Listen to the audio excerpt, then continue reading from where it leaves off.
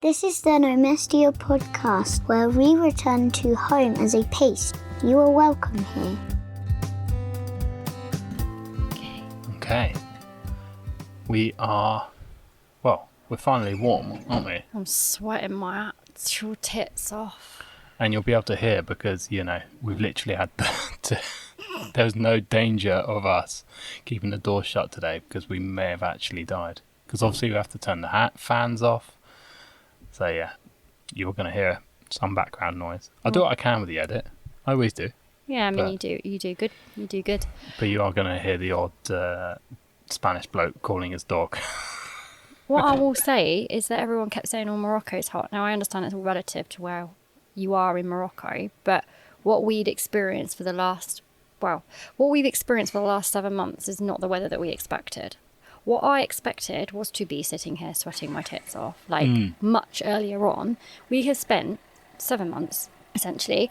We left to tornadoes, rain, wind, we had to drive all the way down to Mazuga, found some sun, and that was early 20 degrees. Yeah. That was glorious. Yeah. That lasted 2 weeks before literally Arlo was so dry. We needed to resuscitate him with the sea. Yeah. Left the desert, went to the sea, constantly fluctuating weather. And then we were like, oh, come on, mate. We're in Morocco in May. And it actually rained on one of the days, which, okay, it does rain, but that blew my mind. Yeah. And then it was that kind of, what you got really down on a few days because we'd been in Tagazu and there was 4 days of sea mist. Anyway, it just left this fog and it didn't lift all day. Yeah. And we were like, what? Anyway, when we came back to Spain, we were like, oh, it's warmer here. Is it? It is very warm here versus Morocco. Yeah. On the coast. We've got, finally. Our bones are warm. That's the thing. That's what you were journaling, you said the other day. And then I said to you journaled it on the day that I said, I actually finally, after all this time, feel bone warm. It's taken that long. It is nice because where we're parked up is a really nice little waterhole. I think it's actually my new place. I genuinely think Here we go.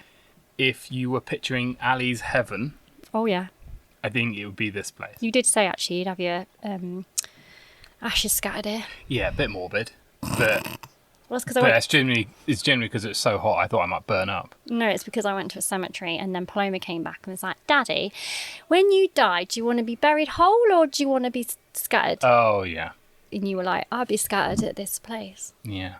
But no, the reason why I want to bring this up, because I think everybody romanticizes, we all know that everyone romanticizes van life on Instagram, gets the hits, but it romanticizes that you can drive your van to the sun. Yes, you can, but it's not guaranteed. We all know that. And it's certainly too varied on the continent and actually in Morocco. And I was chatting to a guy that we met in Mazuga and asking him about MOT life, because he has a Vario. And he was saying that his mental health is genuinely struggling with the fluctuating weather. And he's a northern guy. Yeah. Specifically, you were talking about winter sun.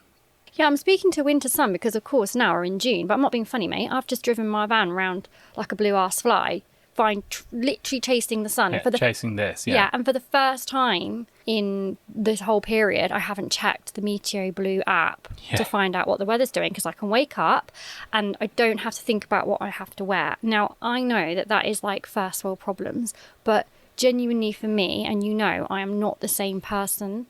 I'm not the same person in summer as I am any other time. And I admit I'm born in the summer, so obviously my innate desire is the sun. But I literally am not the same person. When I have to think about what I have to wear every day, and I have to fucking put on a jumper, and then I have to take it off, and then I'm and me with all my woolen knits that I knit, and then I'm suddenly sweating my tits off, or got about 10 on. It's annoying, isn't it? You'd like to know either way, wouldn't you? I can't deal with it. Anyway, so right now, I'm hot. Yeah. And we're at this beautiful, beautiful waterfall, basically. Oh my God, I know I'm stunning. you should not go chasing waterfalls. Absolutely should not. But we are. But we absolutely are chasing waterfalls. It's my fault. Because essentially we're coming back through Spain, but we've chosen, because obviously coastal Spain's going to be difficult for the motorhomes at this time of year. Police are going to be more hot on the wild spots. and actual official camping is like going to be, well, it's ludicrously expensive. In Morocco you're spending 10 euros for like a luxe place. In Spain on the coast it's going to be what? Well, I saw one for 80 the other day. I thought, 80 a night. Department van, have a day off, mate. It's quite something. I hope the showers are luxe. So we're going through rural Spain, and we're just hoping to find as many watering holes as possible. The thing is lakes, reservoirs. Yeah. But the problem you've got is that then you're inland, so it's hotter. Yeah. So it has to be that you find some kind of body of water. Well, mainly because the children might actually combust into a million pieces. Yeah. But the thing is that we are actually heading to Sevilla, which it did say was going to be on the Meteor Blue at 42 degrees. And that ain't got no watering hole. Yeah, well, no. So that's what we're looking for. Also, like little towns with the municipal swimming pools, we're hoping to hit up as well. We're hoping that like these kind of outdoor swimming pools are going to be sort of cheaper, something like a cool vibe, like a Lido vibe. Don't get me started on the price of taking 3 children swimming in the UK. Yeah, to a fucking leisure leisure centre where it takes years to even try and book it online because you can't find the app. Yeah, because you're like, it says, oh, now do an app. You're like, can I not just turn up? No, you got to book. No, mate. Got to book. Oh, this one's on the Mind Body Soul app. Right. Yeah. I don't have that. It's part of this company, and we have one in this place. Make sure you pick the right place. Anyway. No, but this rant is over about you know what centres. though? I was writing my book. I was writing the chapter on the privatisation of water. Yeah. Don't ask, but it's the privatisation of everything in the UK. Yeah, it's really, it is. It's like when you realise it, when you come to somewhere like that's out of the UK. It's like, I mean, this is not going off on a tangent, but we've been filling up the van for the last week at a dog walking place where, what do we call it? Like a dog park. That's it. But it's like a park, but it's specifically a dog park. It's got a fence round it, so you can literally just let your dogs off and you're not sort of concerned that I think they're they going to run out exist in into the UK though. Yeah. But not with a tap for you to fill up. Yeah. Water So with. this is our sneaky way of getting free water. As not easy. We're kind of earning our water by doing like we're going to a well or something. But yes, that's how we've done it the past couple of times in Rhondda. Because actually that is accessible and it is possible, whereas in the UK it's not. Like it's very rare that you're going to find a tap like anywhere. That's that's a concern for when we get back to the UK, is like actually filling up. How we're going to fill up. We don't know. And then the other thing is, what was I going to say? Oh, I was talking about privatisation. Then you can go to a municipal swimming pool and it's €3 for a child. Yeah, it's not breaking the bank. I mean, it's just unbelievable. When I saw that, I was like, is that a joke? Because even because I used to take the children to one in a caravan park, because when they were home, because of home education, you can have access to that outside of holidays. You can only go to it in term time. Yeah, and you can only go to it on certain days of the week. That still cost me for 3 children plus me, and that was the cheapest I could find by far. That would still cost me like 18 quid. Yeah. So. Yeah. But anyway, I'm excited to find that. And anyway, the ones that we found. So, I started with that one where we went on a walk and it started as this romantic walk as a family and ended up with one of them screaming that they were going to die, but from the heat. But I thought you said that it was a shady walk. I was like, well, it was shady around where we were swimming, to be fair. The hikes, they always start off nice, don't they?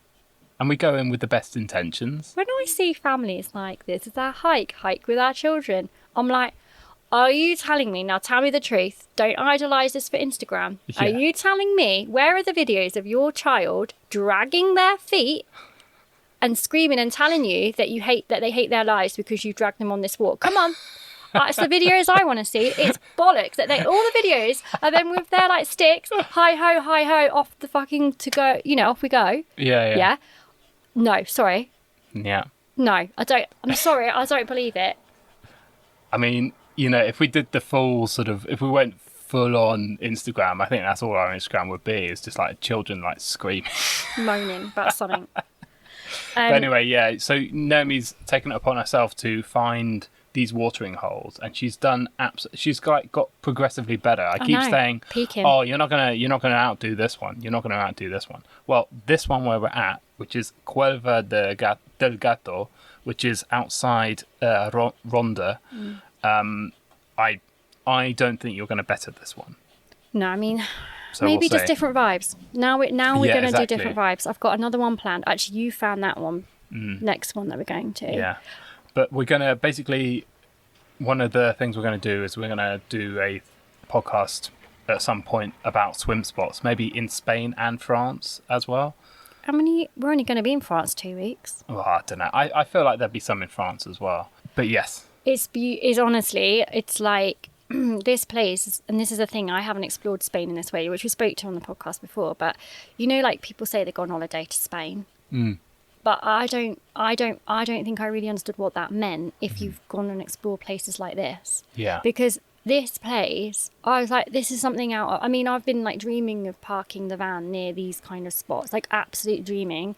It's beautiful. Yeah, I mean, where we are, it's like so the opposite of like a package holiday to Malaga, or it's just not that at all. It's just absolutely beautiful. It's just natural, stunning beauty, like unbelievable. I look forward to sharing all the swim spots, and also because then if you are not in a van and you want to go to these areas, I mean, for example, this one, it's right by an eco hotel, not the cheapest per night when I had a little goosey gander, but if you could come here just for 3 nights, like that's all you'd need. Stunning. Yeah, in the summer. Stunning. Unbelievable. Anyway, so the one downside to these places is that we've found that in the car parks, there's always like a bit of a mess in the car park. Well, I mean, the good thing about the car parks is that we've been able to stay in them seemingly with not much trouble.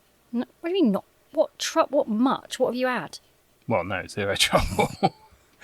But we've stayed over in the car park, so they've been sort of free stop-offs. I've been really careful because you can't park your van in Spain in natural, what do you call it? In a national park. National park.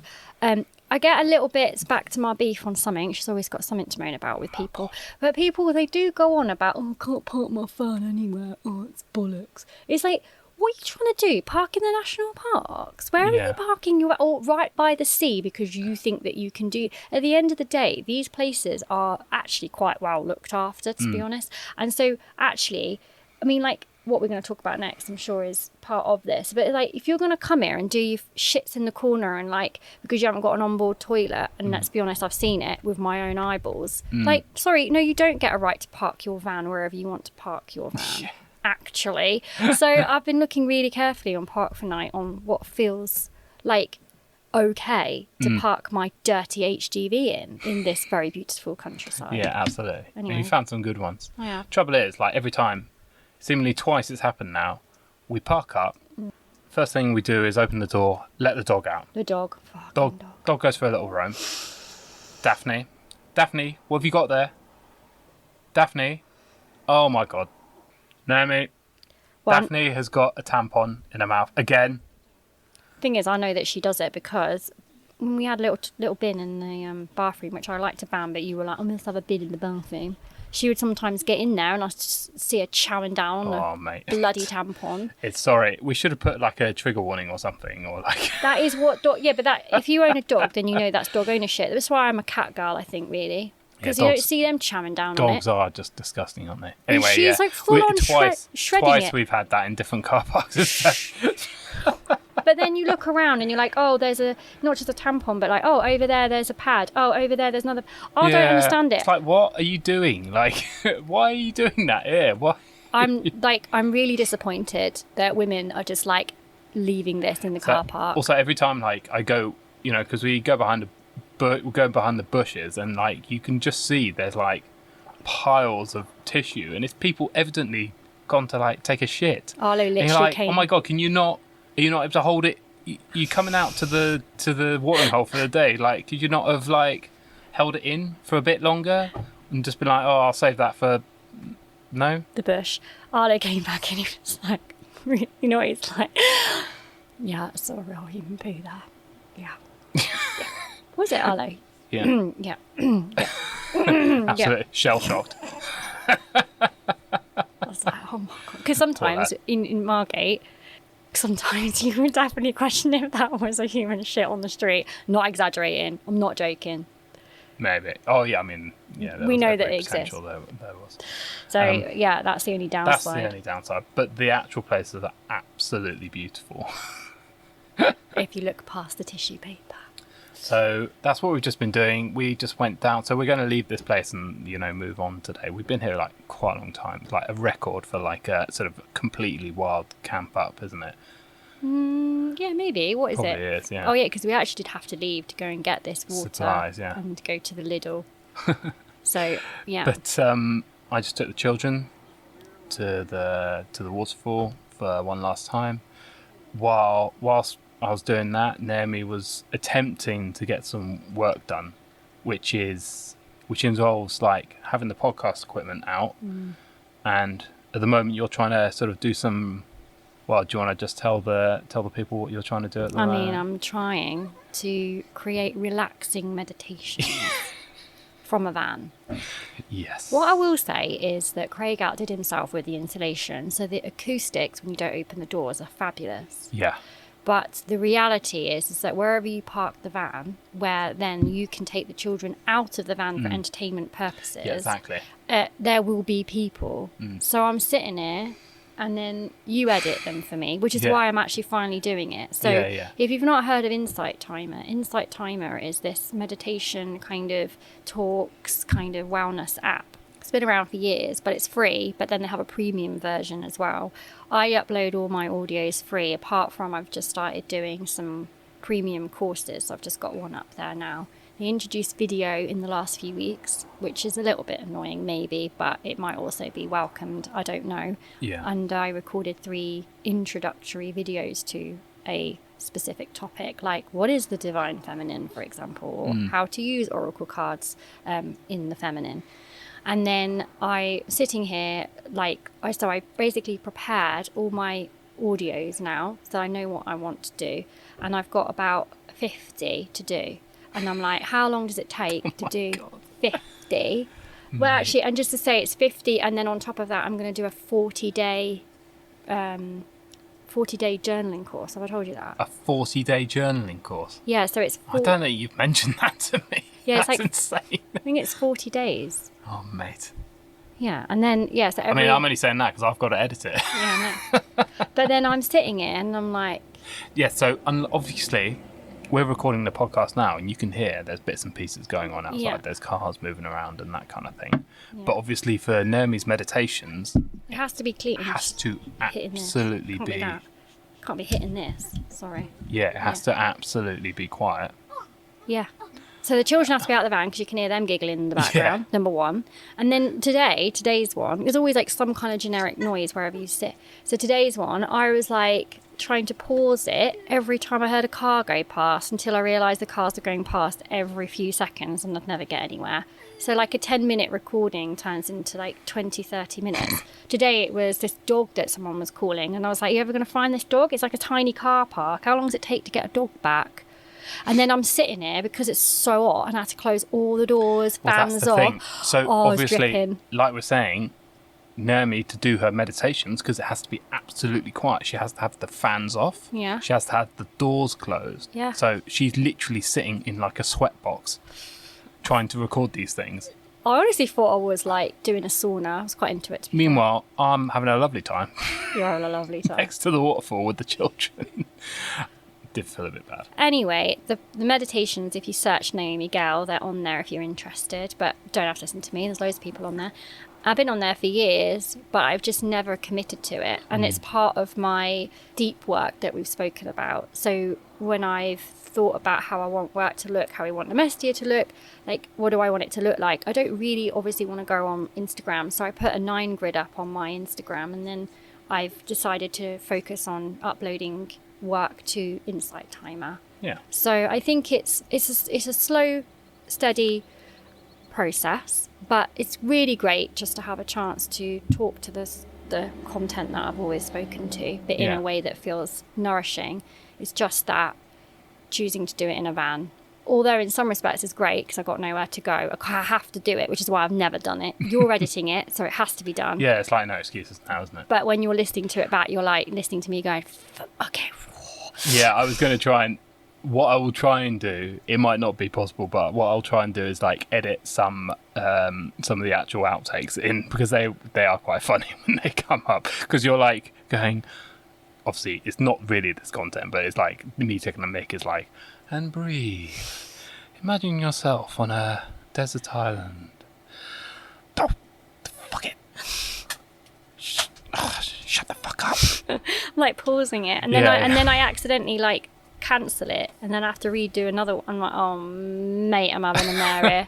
But I genuinely get, when I do these kind of things, I genuinely get in the zone. So so suddenly when something's happening Takes like it out that, of it you. takes you out. So I'm Bloody having to annoying. come back to it. That's why it takes a long time. So yeah, I've been doing that, busy in a way. Yeah, no.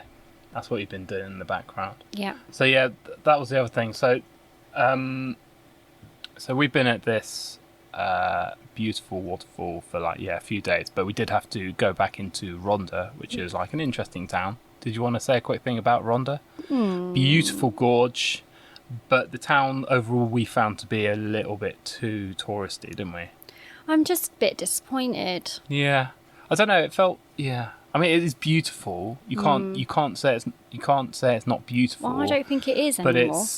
it's just been a bit too sort of touristy. It's like, ified. What's that fall? Where was the one in Morocco? Yeah, Wazood. What? Is it Wazood? The one outside Marrakesh. Yeah, the one out. Well, the one we were sort of. Yeah, it's kind of like that. That's what you're saying. It's like gone a bit too touristy. Yeah, it's just a beautiful, beautiful, beautiful place that's then been built out in aim of the tourists coming. And I don't really love those places. I find them annoying. I find people annoying that are around me. I'm just really like, I find it abrasive. I don't really enjoy... I come to places to be in the culture and the space of the place. So I understand that I am part of the tourist problem. But at the same time, I'm just like, how can we... I don't know, how can places keep their integrity? And it can happen. It does happen. I mean, this is what blows my mind about here, because this is stunning, but it's only got one hotel around it, and I don't know if it's because of the hotel they managed to protect the space from anything else, for example. It's how, but actually we were at another beautiful swim spot before Rhondda, and that had protected its space as well. It was very quiet for people. So I found Rhondda to be one of those places that I was like looking up, and it said it was kind of like quirky and like, really beautiful. And the gorge is stunning. It's got some nice history. Arlo enjoyed hearing how the prisoners were thrown off into the depths of the gorge, and looked down and was like, oh yeah, you would die, wouldn't you, Daddy, if you got thrown down there. Oh yeah, you would, yeah. But like... Yeah, what tipped you over the edge? Well, a fucking ice cream scoop for €4. You're having a laugh now. €4 for one scoop. One for bolo. one bola. No, mate. Was it bolo or bola? I think it's a bola. You know, Spanish man. What is it? I mean, we weren't big on studying what a scoop is, and that didn't really come up in my Wait, didn't have any ice creams when you were in Barcelona? Do you know what I mean? But I'm pretty sure it's a bola. Anyway, Una so bola. panic not. They had a supermarket, and I managed to buy, a pack. Well, yeah, I mean, this is our nifty trick, and even the children are like, They don't care. there used to be an ice cream van that used to sort of hang outside the school where they were, and it was all, and the children then knew, oh no, we're going to go to the supermarket and we'll get like a packet for the same amount, for the same price as what we're paying for one ice cream there. No. They understand the economics of it now. Well, and I used to cycle before pickup, Yeah. and I used to then collect them with the ice creams in my basket. So you preempt it anyway. Or There take you them to go. the beach Yeah. with the ice creams. Perfect. I used to buy the ice creams for their mates, actually, because it's so bloody cheap. Exactly. You're like, everyone who wants an ice cream. Yeah. Everybody have an ice cream. Didn't give a shit. That's where those kind of things tip me over the edge. Do you know what I mean? So, I mean, look, if you're in Rhondda and you want to go for a visit, lovely scenery. It's beautiful. It is beautiful. What we were going to talk about is like, so we were here and then we had to get supplies on a Sunday, which for a British person is always interesting coming to, and we first had it in France, didn't we? But it was also Portugal and Spain. Yeah. Trying to get to a supermarket on a Sunday because obviously in the UK we're sort of conditioned that everything is open every day, which, you know, was great, but in reality on the continent there's still this, you know, what we both would say is quite positive focus on, oh no, actually Sunday is, whatever you think about religion, Sunday is a day of rest, and you should just, you know, you shouldn't really be doing your supermarket shop on a Sunday. So I ended up having to go to a Lidl, which was basically the only supermarket open, which was chaos. Yeah, you said it was busy. It was busy. Yeah. But we were talking about, you know, how it's sad that we're kind of conditioned for everything to be open every single day, and that there's not that sort of culture of a rest day in the UK. Yeah, we were talking about it, and I said, oh, this would be a good podcast chat, and you were like, it's not that exciting. But I think this is all part of this whole, for me, it's this feeling and vibe of the UK that's becoming more and more challenging for me, because I hold a day of rest and being with the family and creating that really beautiful supportive space that we create as a family is an integral part of our week. When that gets interrupted, I used to find that really quite abrasive, actually. Although sometimes I would welcome in a play date just for, you know, a bit of headspace for a minute. But I didn't really want that to happen at the weekends, and it got to the point where their friends and parents kind of knew that that's my vibe, and I wouldn't really You wouldn't get invited. No, they just didn't get invited in the weekend. And I wish that the UK would go back to their honouring. I mean, like, I hate being, you know, the woman that's like from the 90s being like, do you remember when? I'm turning into that. I get it. Are we just turning into like boomers complaining about the good old days? Yeah, because, like, you know, on the good old days, they did have, you know, on a Sunday, it turned into suddenly Sunday trading hours. Like, you're just making shit up now. And then it's like, now you can still go to some shops and they don't have Sunday trading hours. I don't understand why. I don't really understand. They've got I meant to look into the ins and outs of that, but I completely I don't get. Yeah, maybe there is a thing that I don't know, a permit or some shit that you apply for. Yeah. But, like, to the point where we were talking about how, because it's not just the continent, it was in Morocco as well. Eid, we didn't actually speak to that in our 10 things about Morocco, because we should have spoken about Eid. We were going to chat about that as well. Yeah. Because in Eid, they shut down everything. Yeah. And we got caught out in Eid as well. We were like, why is everyone dressed up? Yeah. And then we were like, it's not, what? Not even the goat's heads? Yeah, and then you couldn't even get, that was the other thing, couldn't get a chook. Yeah, so what we didn't talk to, we were going to say we weren't going to mention Morocco again, lies. But it was interesting. You just could not get hold of. So during Eid, so Ramadan and then Eid after, because the traditional meal was sheep, like mutton, like an Easter. You literally couldn't get any other kind of meat. It would be the equivalent of like it being Christmas, and no, mate, you can only buy turkey. What about my gammon? Just turkey, all right? Nothing else. It'd be the equivalent of that, which to us sounds mad, but like it is just the way it is. It took ages for the chuck places to open as well. It wasn't just over Eid, it was like a week of no chicken. I think the chickens were having a break as well. They're having a lovely time. They're like, oh, this is one week where I'm actually not going to be grabbed and actually slaughtered. Brilliant. But then we got caught out when we first came. Was it Portugal or Spain? And we drove to the supermarket and we got there in typical British fashion and we're like, what? And then this Spanish couple, you were asking in Spanish, like, will it open or is there somewhere open? And they almost laughed and were like, good luck. Yeah. We were like, oh, we need supplies. Yeah, that was really difficult, wasn't it? I think it was in France, actually. Was it France? Yeah, I think it was France. The thing is so in a van, you're limited to the fridge and you're limited to the cupboard. So when we run out, we actually do run out. Yeah, exactly. You haven't got like a larder with like sort of your survivalist. Tins of whatever. You're like looking at the lemon going, is there anything we can make with that? Without enough, like a proper oven that we can plug in. Because we have an oven, but we'd have to have electricity port. So it's not like you can just like whip up a quiche. Some of it is limiting. Again, what the van life people don't talk about necessarily.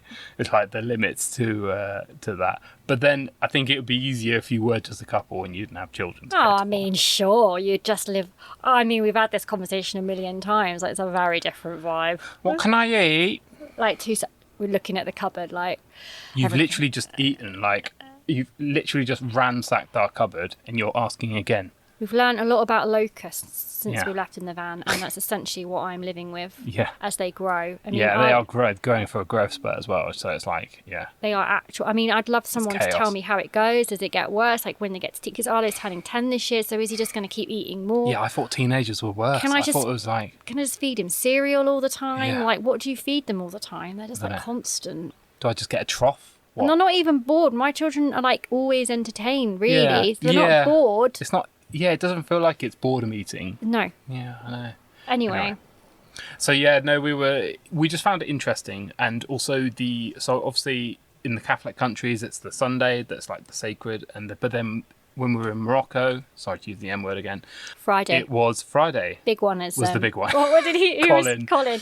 Colin with his Frenchies. Friday's the big one here. Oh no, innit? you can't get the water from the mosque today. No. Friday it's Big one. closed. Friday's the big one, and it is the big one. It So is. the equivalent, you talk about a Sunday best. You're wearing your suit on a Sunday because it's your church clothes basically. Yeah. And it was weird because on the Friday in Morocco, there was kind of the equivalent of that. They were wearing their Friday best, and they would always have their best. And is it a tunic that they're Well, wearing? But anyway, they were wearing their best. You could see that they were wearing their best clothes. Even the guys like working in the shops, like. Yeah. So yeah, but we quite like that. And there was like this on Friday afternoon. It was always this quiet period. Again, I mean, we were caught out in it several times. We didn't learn.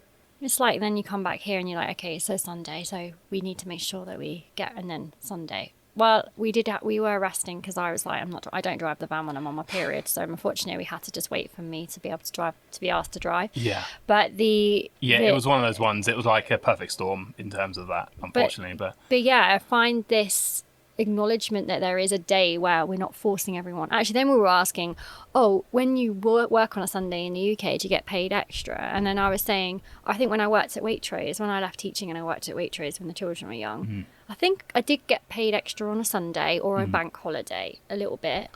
yeah, I certainly, I was saying to you, when I was working in hospitality when I was younger, catering weddings and that kind of thing, it certainly wasn't that. But then you can kind of see why, because It's catering, isn't it's it? catering, and you're always going to be working at the weekend. And I always, but I think about like the nurses or those who are having to work on a Sunday. There is that, of course, there is that. I understand that, but I just find this whole like every day is open. It's like it's the American way, isn't it? Really? Yeah, that's what I was going to say. Because obviously, the USA, it's like there is this culture, this work culture, where it's like you're just working full on and you're just basically killing yourself and working ludicrous amount of hours during the week. Yeah. And it's kind of it's that kind of thing, isn't it, that's seeping into the UK. Yeah. But then you're meeting it with the continental way of doing it, where it's, in France there's a limit to the amount of hours you can legally work. Yes. So it's it's that clash of, that overworking thing coming from the USA, meeting the continental way of, just taking your time, taking a long lunch, for example, taking a siesta. Well, that's the thing, because here they closed the shop. It blew our mind when we were going to a shop once that we were planning to go to, and then we were like, wait, it's closed all afternoon, and then opens again until 10 p.m. Yeah, like opens at 9 till 1:30, say, then closes, and then reopens at 5 p.m. till 8. Or maybe even till 10. No, it was like 10, I think, that one. Yeah. But this is a very different dynamic. And I honestly think you can feel it culturally. And I always think about how Boxing Day, everything was always closed and you couldn't do anything in the UK. And it was the opposite. It was the opposite of that in America. And we've turned into this mental Boxing Day thing. And it literally, we were like, again, I mean, we shouldn't have been caught out. It was New Year's Day. Oh, and yeah. And when we were like, there's nothing open. But then, is stuff open in the UK on New Year's Day? It can't be. Because there will always be some level of supermarket that's open. That's the thing. Yeah, but it's Sunday hours on a New Year's Day, for example, because it's always a bank holiday. Yeah. Whereas in these spaces and places, it's a bank holiday, mate. So it's nothing. It's Eid. It's whatever. It's So I really, I'm just fascinated by that as somebody who's been in Britain for so long and been like conditioned that that's normal. Yeah. No, it is interesting. I mean, that's us done, isn't it? I love it. I love that. We both kind of came to that conclusion. It was like an awkward date, that was. That was an awkward date. You should keep that in and see how it feels. See how it sounds. How many years have we been together this year? Or was it again? Oh, like 15. It's the big 15 this year in November, yeah, so. Right, it's your 40th, that's bigger. Just killed that fly on your shoulder. No way. I did? That's the thing. That's the other thing I've been having to try and edit out is the flies landing on the microphone. Yeah, I know. Just suddenly get like That's so loud. 15 years can still have an awkward silence. There's a place called The Field. It's not a real field, but it kind of is. It's where nomestia sends something to you in the post. A real thing you can hold. Not everyone gets one, just the people in the field. It costs a little bit because real things do, but that's how you get to be in it. You can find the link to the field in the podcast link, or email us if you can't find it. The field is open. This is a bit of a retro one, but then also some new stuff, basically. We haven't really talked about it on the podcast. No. Because it happened before the podcast went out. So maybe Nemi, you might be better to take up that. Well, we talked about it on a YouTube video when it had happened, and because we started doing the videos on YouTube, and then that's when we talked about why we don't do it, but then also this big event happened, and we just were like, we do not know who we are. Yeah. But when we were in Portugal, basically we ended up in a situation, I won't go into it too much because it's on that YouTube video, but basically Xanthe had a seizure, which basically we now understand that it's a seizure. We didn't understand that it was a seizure at the time. But a seizure that's a medical emergency would be 5 minutes. So if they're in the seizure for longer than 5 minutes. And at the time, we didn't really realise what was happening because her seizures at that point, before she ended up in a medical emergency, they were a bit similar to what had started a couple of days ago, where it was like what we would call... I'm still kind of understanding her seizures because there's quite a few different type of seizures, and so that's kind of new to me. But it's been really interesting witnessing this on this journey, because I think if she was going to school, she might have had them at school and I wouldn't have witnessed what it was. Yes. First of all, she would have been in the busy of life, so I wouldn't have really been able to tend to her in the way that I have been able to, and also wouldn't really have been able to do the things that we've done to diagnose what's been happening and what's making it, maybe what's the trigger, maybe. Yeah. And so we realised, and we shared in the video, that she'd had a seizure on the plane back from Thailand. So we haven't spoken about Thailand, but when we sold the house and then you finished work, we decided that we promised the children a holiday, and Europe was ridiculously expensive at that time because it was summer. And so we actually went to Thailand and Off-peak Thailand, which was honestly like the best decision we've ever made, even though it like made me cry paying for it. And I realised why we hadn't been on holiday all that time. So she had a seizure on the way back, and we thought it was a bit of a weird one, but it didn't last for that long. It only lasted for like maybe, I'd say maybe the 5 minute mark. But then when what happened in Portugal, which was in October last year, was like a really long one that went on. First of all, she was in the van for about a good 10 minutes when I was like trying to understand what was happening. Then you were running her through the streets, me trying to phone an ambulance. I was in a pharmacy, and then she was in what would be deemed quite a major seizure, which went on. I say it lasted over an hour, but I'm wondering if it was more like an hour and 20 minutes or something like that, because what happened was that she was slipping back to back into the seizure, so she was unable to pull herself out of them. And I've gone on a long ass journey because I'm a holistic focused person, but I don't obviously ever discard medical. No. So we went through the medical route. We went through everything that they could do in that Portuguese hospital. The only thing she hasn't had is an MRI. I've later learned that epilepsy is one of those things that you cannot diagnose without them really being in an epileptic moment, I don't know what you technically call it, in the seizure while having the brain waves checked, or if you can diagnose the brain waves afterwards and having had a seizure, they can assess it. Now, her brainwaves were checked immediately after she had an hour and 20-minute seizure.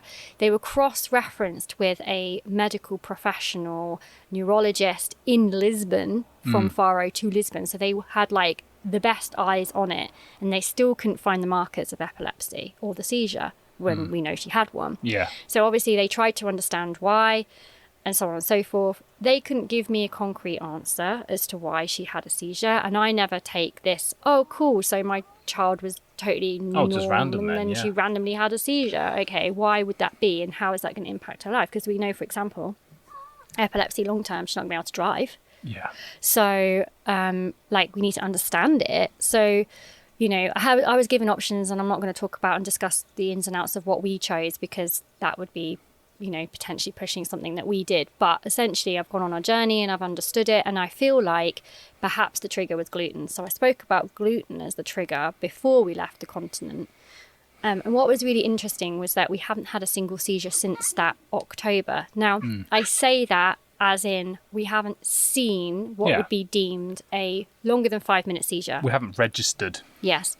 There are times when I'm wondering if she is having them, but because the seizures can be so minimal. Yeah.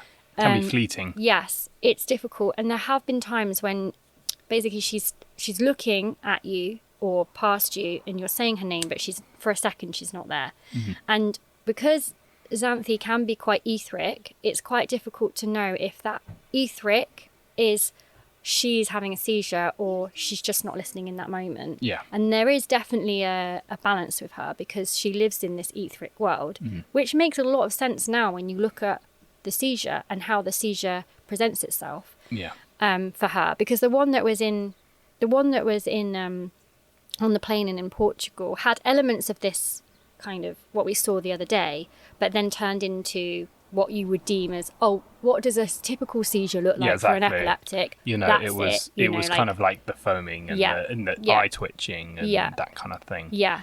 And it was one of the most, traumatic scenarios for any parent to be in a country where, because Portuguese we neither of us speak, I mean obviously I don't, and so it's like trying to navigate this medical speak, but in the hospital they all speak English, but before that it was quite difficult, and like they're talking over you and you don't know what they're saying, and it was all just a lot, and it's taken a lot of work to be with it. And I've really gone on a deep dive, as I always do. We've had a lot of holistic support. She's had a lot of support that's what we spent a lot of time doing in Portugal, hence the spending time in the Algarve specifically, because we wanted to find the right holistic places for her to go, which we did. And then we left for Morocco, and we hadn't seen what would be deemed a medical emergency seizure. So we felt pretty confident going over the border. Anyway, the diet switched.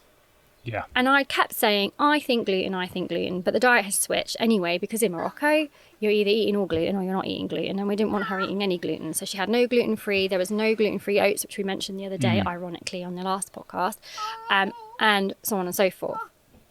The food is fresher in Morocco. So when we've talked about unprocessed food, I'm not sure that the processing of food is to be ignored within her diet as well, because obviously a lot of the gluten-free stuff is processed. Anyway, she was dead excited to come back to the continent. She's like, I'm going to have my porridge. I can have my gluten-free cereal, and they have gluten-free options. She had gluten-free biscuits in Morocco. Yeah. And that was basically it. Yeah, essentially it.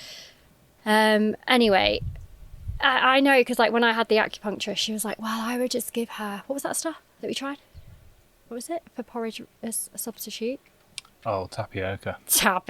I'm not being funny, but someone needs to teach me how to make that shit, because that is weird. Yeah. And we tried the tapioca, and she's an 8-year-old at the end, just an 8-year-old at the end of the day. You're trying to tell an 8-year-old, and she now makes the choice. So she's like, because sometimes she sees other things, and she's like, but I really want that. And it's like, I get it. Of course you do. But at the same time, you could have that, but then the repercussions are this. So she gets what we would call rage. We've noticed gluten rage quite seriously. So she's been working on her nervous system, removing gluten, came back to the continent. We've been back 2 weeks, and it was about 2 weeks since we'd left the UK when she had the major seizure. And she was eating.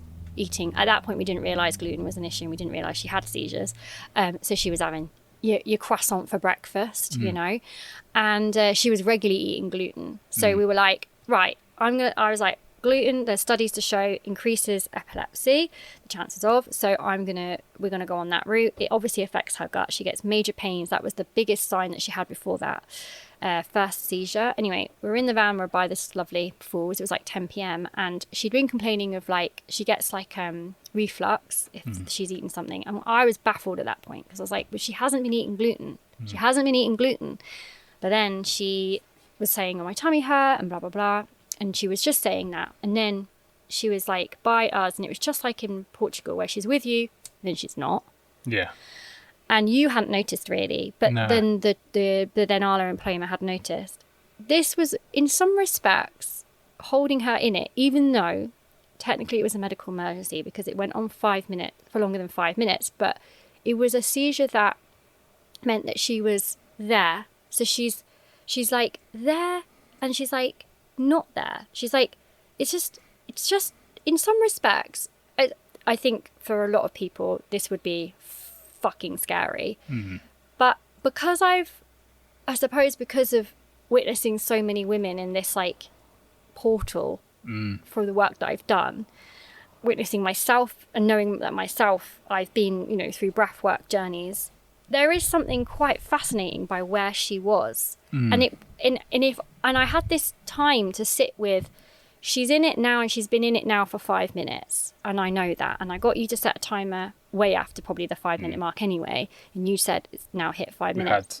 We had the diazepam. Yeah, and I was like, do you know what? I don't even know how to use that diazepam that they gave me at the hospital. So maybe we should just look that up. Yeah. So you were looking that up.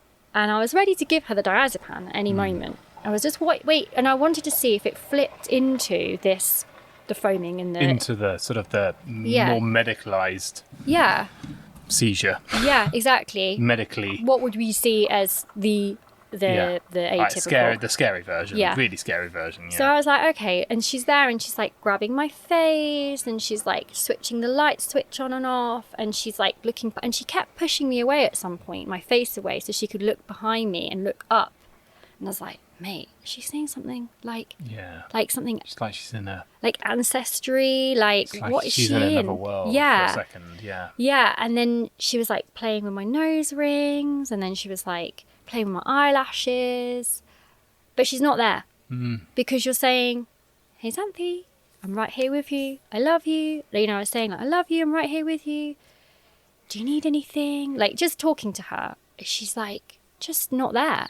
Yeah. And it's so fascinating because in some respects school had told her that she was away with the fairies, right?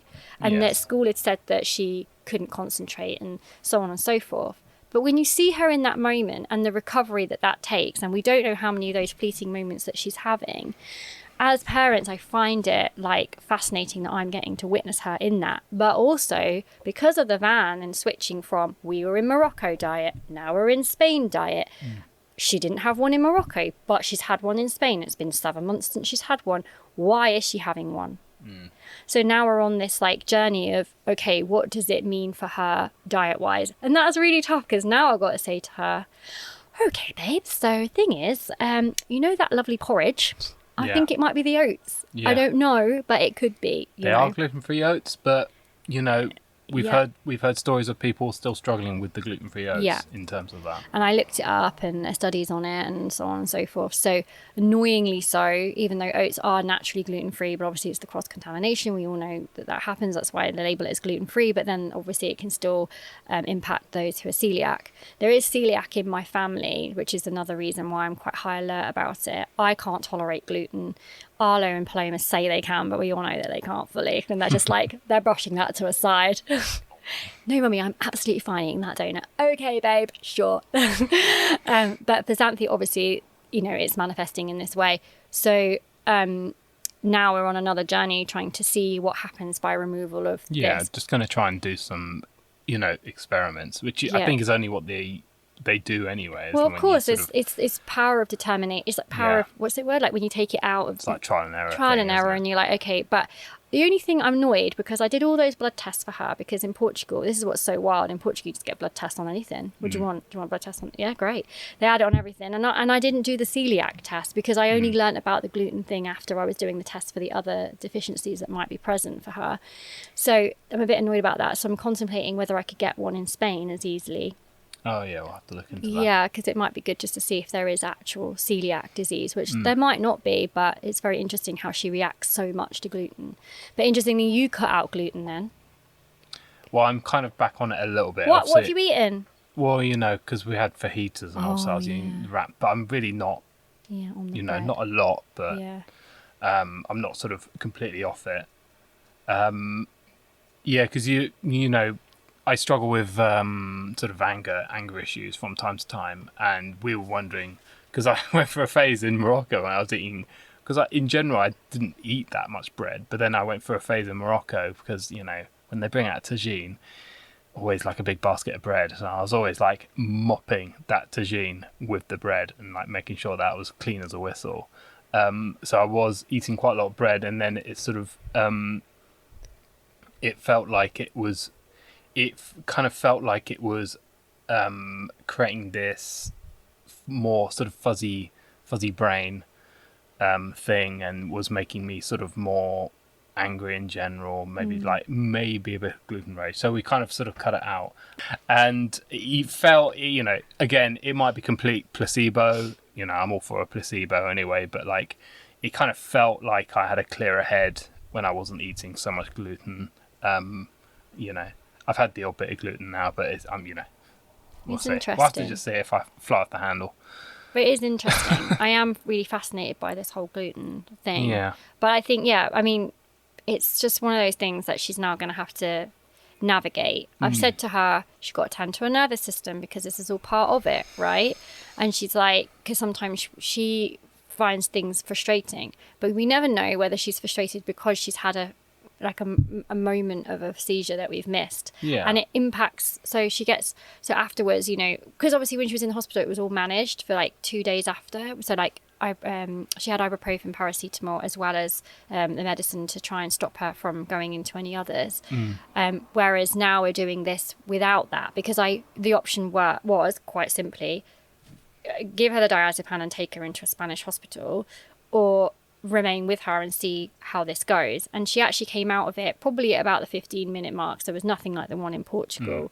And I noticed that she was coming out of it, and then she kind of like fell asleep, which they say they shouldn't remain asleep after a seizure, and then that's a sign to be concerned about. But she wasn't really asleep. I could tell that she was still in it but not in it. And then she came round, and then it was so weird the way she just came in back into the room, and you're like, asking, do you remember? Because sometimes they do apparently remember. And I'm trying to get her to start feeling, noticing if she felt anything before, apart from obviously the gut pain and that, if she could feel any sensation. They say sometimes it's like, we're talking about this, like a deja vu. So I'm really interested to see how it progresses. I think there's an element of me that's like fearful of it happening again and being like, okay, but that one was manageable and it only went on for 15 minutes. What if I'm missing what the trigger is? And, you kind of spiral in that thought process, especially when you're parking your van like in the middle of nowhere. But then at the end of the day, when I look at what the hospital did, they did manage to take her out of it. But essentially, I think it was mainly just a diazepam, but on a drip. Yeah. So we have that. Yeah. It goes up the bum, as I've told her. Yeah. So yeah. Work on your nervous system. Yeah. Otherwise you'll have it up the bum. You will get diazepam up the bum, yeah. But it's like, it's been quite an interesting journey to be in a 7.5 metre by 2 metre van with that. And obviously there are Paloma and Xanthe witnessing it as well. Paloma and Arlo. Paloma and Arlo witnessing it is huge. Yes. Because they didn't see the full extent to that. Luckily, I'm actually really glad that we did go on that emergency walk with her and find the pharmacy, because what they would have witnessed would have traumatized them for life. Yeah.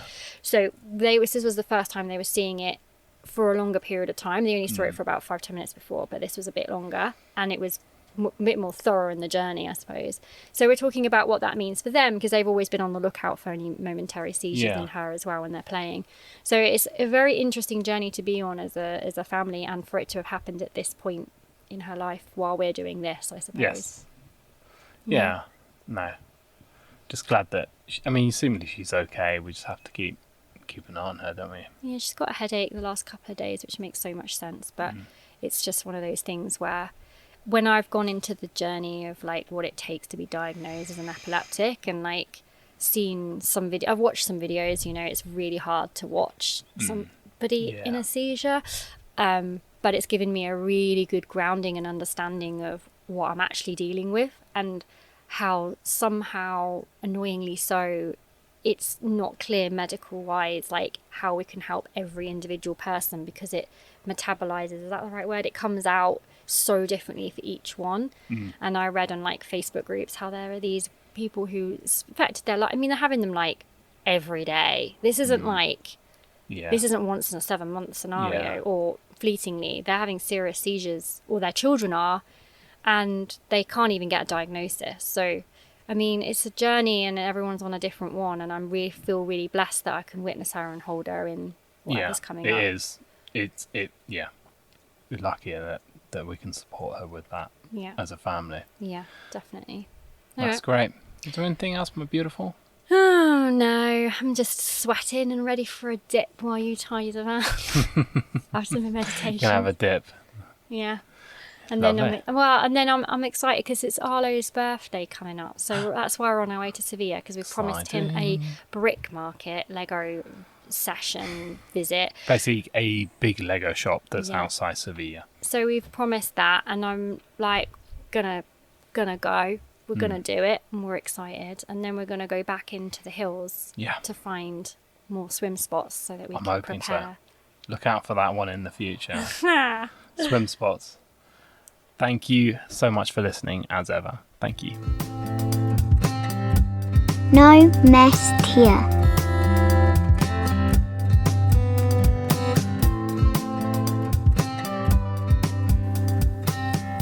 Breathing down into these spaces, and on each exhale, notice a gentle unfurling, like petals that do not rush but unfold